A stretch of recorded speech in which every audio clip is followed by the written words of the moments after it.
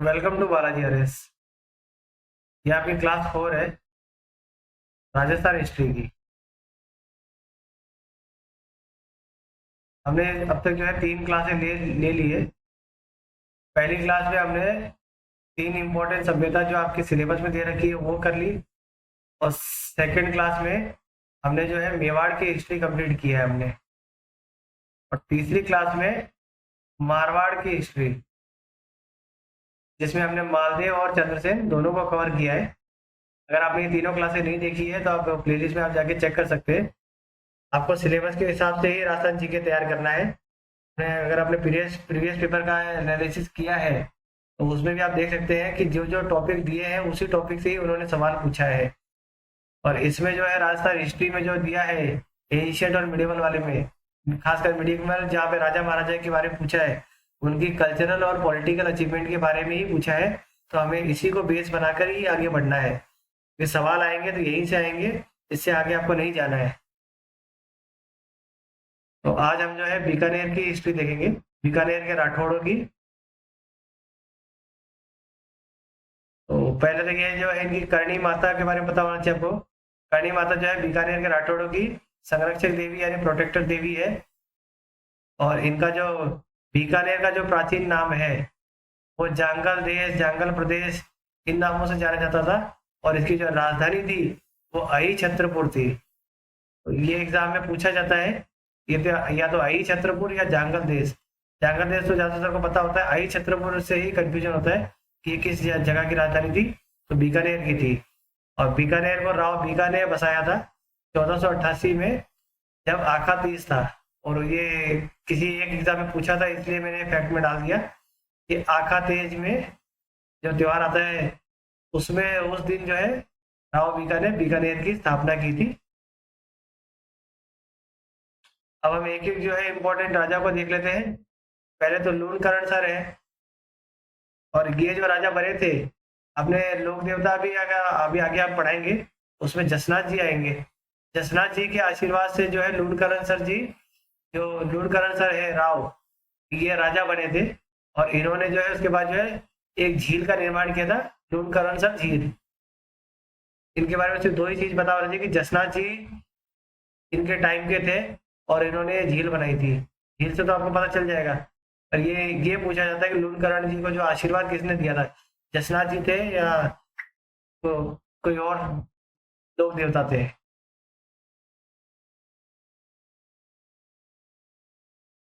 फिर हम बीकानेर के कल्याणमल को पढ़ेंगे। ये अगर आपने पिछली क्लास नहीं देखी है तो उसमें भी मैं थोड़ा बहुत कल्याणमल के बारे में बताया था। इनके पिताजी जय सिंह, इनका युद्ध जो है मालदीव के साथ हुआ था। मालदीव के साथ जो पहेबा का युद्ध हुआ था, उसमें जय सिंह की जो है मृत्यु हो जाती है। फिर कल्याणमल जो है शेरशाह सूरी, उनसे जो है दिल्ली में मुलाकात करते हैं। और फिर वहां से जब शेरशाह सूरी इनको और मेड़ता के विरमदेव को मालदीव से लड़ने के लिए भेजते हैं। कौन सा युद्ध होता है वो? गिरी सुमेल का युद्ध। तो ये सब आपने नहीं पढ़ा है, तो आपको अगर ये सीक्वेंस नहीं याद है तो ये आप जो है पिछली क्लास को देख सकते हैं। तो ये पहले थे जिन्होंने नागौर दरबार में मुगल की अधीनता स्वीकार करी थी। नागौर दरबार किसने लगाया था? अकबर ने लगाया था 1570 में। फिर इसके बाद जो है राय सिंह जी आए थे। और इनसे इनका नाम कब आता है? जब पिछली क्लास में मैंने बताया था, जब चंद्रसेन जोधपुर से चले जाते हैं तब जोधपुर के जो है संरक्षक इनको बनाते थे। इनको बनाया था अकबर ने। और इन्होंने जो है अकबर और जहांगीर दोनों के टाइम में काम किया था, ये इंपॉर्टेंट नहीं है। तो जोधपुर के संरक्षक रहे थे ये पता होना चाहिए। प्रशासन प्रशासन इन्होंने संभाला था। जूनागढ़ का किला इनके द्वारा निर्माण करवाया गया है। और इनके यहाँ पे एक जैता करके थे, इन्होंने जो राय सिंह प्रशस्ति लगाई थी। राय सिंह प्रशस्ति, जिसके ऊपर जो है इनके बारे में डिटेल में वर्णन किया गया था राय सिंह जी के ऊपर। और ये कहाँ पर है? जूनागढ़ के किले में है। और जूनागढ़ के किले में जो एक सूरजपुर गेट है, वहां पे जयमल और फत्ता की मूर्तियां भी लगी हुई है। जयमल और फत्ता आपको पता है तीसरा शाखा हुआ था उनके टाइम पे, जब उदय सिंह जी थे। फत्ता की जो है पत्नी फूल कंवर, उन्होंने जौहर किया था और जयमल और फत्ता ने केसरिया किया था। ये पिछली क्लास में मैंने डिटेल में बताया था आपको। आपको बस अब लिंक करना है, बहुत सी चीजें रिपीट होंगी, आपको बस लिंक करते हुए जाना है। अभी राय सिंह जी की जो है कुछ किताबों के बारे में जो एग्जाम में पूछा जाता है। एक तो इन्होंने वैदिक वंशावली लिखी थी, तो कैसे याद करोगे? इन्होंने राय सिंह है, इन्होंने राय दी कि वैदिक वंशावली ऐसे लिखनी चाहिए, ज्योतिष को कैसे बढ़ाना चाहिए, और बच्चों का बाल बोधिनी, बाल का जो बच्चों का बोध है, जो ज्ञान है वो कैसे बढ़ाना है, ये इन्होंने जो है इन्होंने बताया था।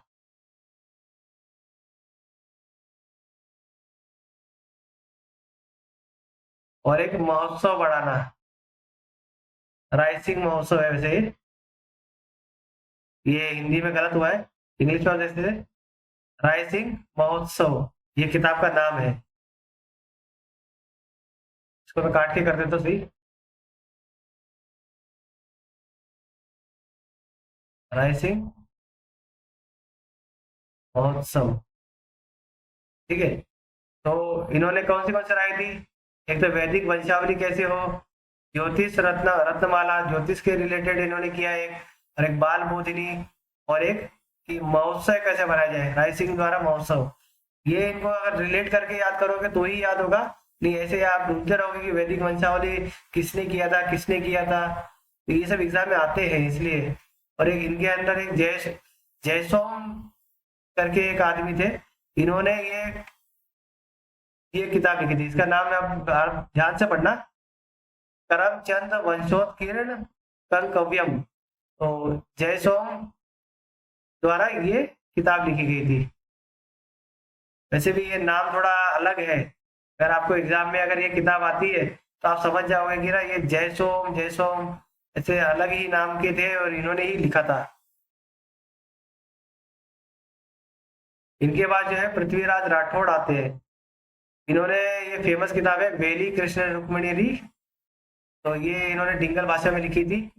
तो ये तो आपको एग्जाम में याद रखना ही है। आपको सिर्फ ना इनकी कल्चरल अचीवमेंट और अगर इन्होंने पॉलिटिकली कुछ किया है तो वो, और इनके जो कोर्ट में विद्वान थे इनके, उनके बारे में आपको जानकारी होनी चाहिए। तो पृथ्वीराज राठौड़ ने वेली कृष्ण रुक्मिणी री डिंगल भाषा में। इनके बाद जो है कर्ण सिंह आए थे, कर्ण सिंह ने कल्पद्रुम नामक किताब लिखी थी। कल्पद्रुम कर्ण, कर्ण कल्प कर्ण कल्प ऐसे दो बार बोलोगे तो आपको याद हो जाएगा कि कर्ण ने कल्प कर्ण कल्प कर्ण कल्प। तो आपको ये एक बार एग्जाम में ये है कि आपको 4 ऑप्शन मिले हैं, 4 में से अब तो 5 ऑप्शन हो गए हैं, और पर आपको जो है आपको पता है कि उनमें से एक आंसर सही है।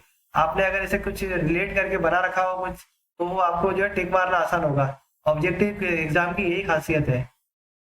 और इनके दरबारी विद्वान एक थे गंगाधर मैथिल, मैथिली नहीं है मैथिल है, तो ये आप याद रख सकते हो कि ली लगाना भूल गए थे, मैथिल है ये, गंगाधर मैथिल। इनकी 2 किताबें थी, एक कर्ण भूषण और एक काव्य डाकिनी। तो कर्ण और काव्य के से करके 2 है गंगाधर मैथिल की।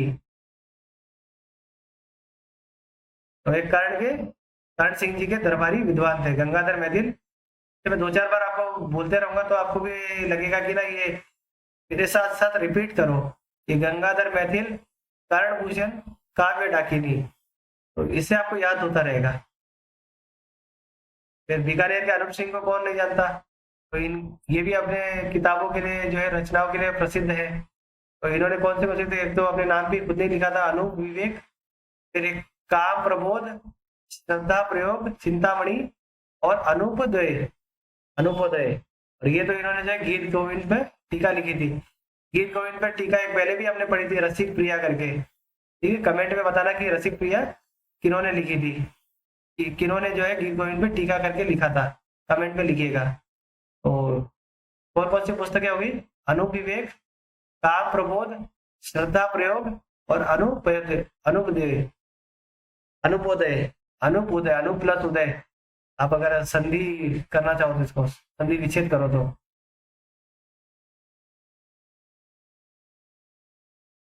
दो तो आपको याद हो गए होंगे, इसमें भी अनूप आ रहा है और इसमें भी अनूप आ रहा है, तो ये अनूप सिंह जी के होंगे।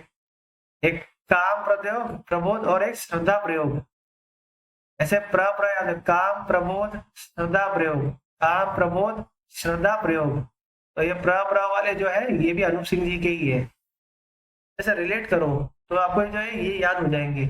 नहीं भी याद हो तो एग्जाम में एक बार में क्लिक कर जाएगा कि हाँ काम प्रबोध श्रद्धा प्रयोग ऐसे करके हमने कुछ पढ़ा था। इनके दरबारी विद्वान एक तो भाव भट्ट है और एक वीरभान है और एक अनंत भट्ट है। दो तो भट्ट है और एक वीरभान जी है। इनकी किताब कौन सी है भाव भट्ट जी की? संगीत अनूप अंकुश। कैसे याद करोगे? अपने भावों पे अंकुश लगाना जरूरी होता है। तो भाव जी की अंकुश कोई किताब थी। अनूप संगीत विलास, अगर आप भाव पे कंट्रोल नहीं करोगे तो आप क्या करोगे? विलासिता वाला जीवन जियोगे। तो विलास भी इनकी है। और अगर आपने भाव को कंट्रोल कर लिया तो संगीत रत्नाकर। आगे अनूप तो इनका लगा हुआ क्योंकि इनके दरबारी कवि थे, तो ये तो आपको याद हो जाएगा कि तीन में से कोई एक होगा। बस इसको ऐसे याद कर लो कि अंकुश है, अंकुश नहीं ना हो तो विलास होगा, विलास अगर इनको कंट्रोल कर लिया तो आप रत्नाकर हो जाओगे। ऐसे याद कर लो। फिर वीरभान है, वीरभान है कुंवर अनूप सिंह जी का की पर्दा।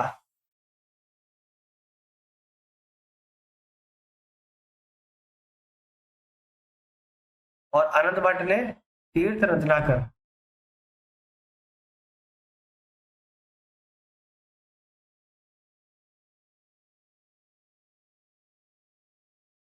ये पर्दा इंग्लिश में हिंदी हो गया, ये वेल है। हिंदी में वेल कर लो, कुंवर अनूप सिंह जी की वेल। तो इंग्लिश में पर्दा ही होता है वैसे तो, ठीक है।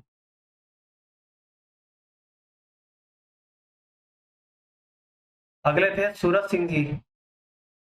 और ये तो अपने खास जो है चूरू के आक्रमण के लिए फेमस हो गए थे, जब इनके ऊपर जो है चांदी के गोले दागे गए थे। चूरू के किले से चांदी के गोले दागे गए थे। और इस समय जो चूरू के शासक कौन थे? शिवजी सिंह जी।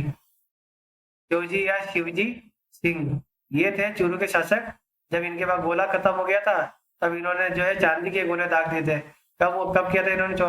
1814 में चूरू पे आक्रमण किया था सूरत सिंह जी ने। और इनके कवि थे कौन थे? दरबारी दयाल दास। इन्होंने क्या लिखा? बीकानेर रा राठौड़ी ख्यात, बीकानेर रा राठौड़ी ख्यात। और 1818 में जब इन्होंने आखिर में जो है चार्ल्स मेटकाल जब बीकानेर आए तो इन्होंने जो है अंग्रेजों से संधि कर ली थी। इनके बाद आते हैं गंगा सिंह जी। इन्होंने बहुत सारी चीजें जो है देश विदेश में भी करी है, तो इनके बारे में थोड़ा आपको पता होना चाहिए। कुछ चीजें तो आपको पता है कि केसर इनकी उपाधि मिली थी इनको।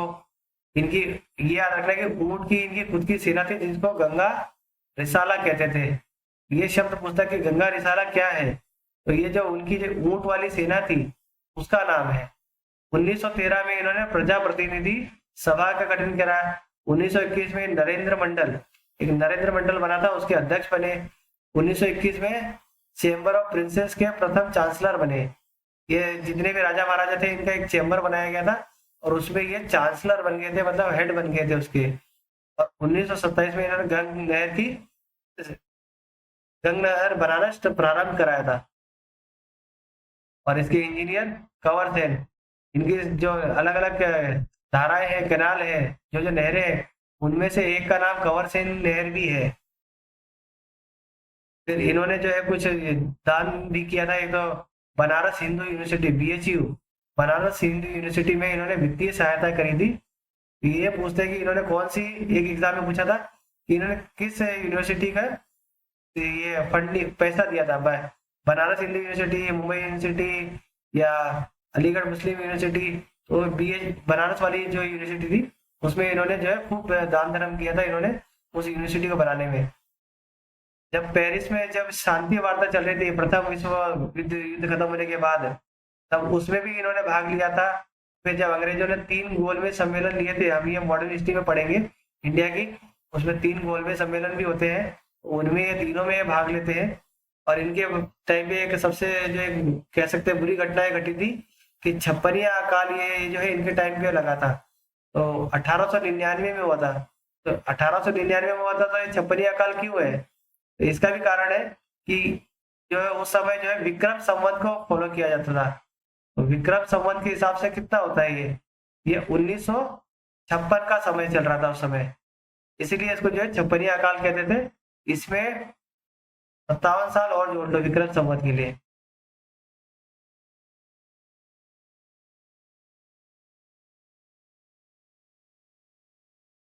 खास खास चीजें याद रखनी है, गंगा रिसाला आपको याद रखना है, नरेंद्र मंडल हो गया, गंगनहर तो पता ही है आपको, कंवर सेन पता होना चाहिए, वित्तीय सहायता कहाँ करी आपने, फिर ये छप्पनिया अकाल के बारे में। तो यहाँ पे बीकानेर का ये इतिहास ये कंप्लीट होता है। अब बाकी क्लासें भी आराम से देखिए, धीरे धीरे करके जो है स्पोर्ट्स को पेपर 3 से पहले कंप्लीट कर लेंगे। Thank you, have a great day.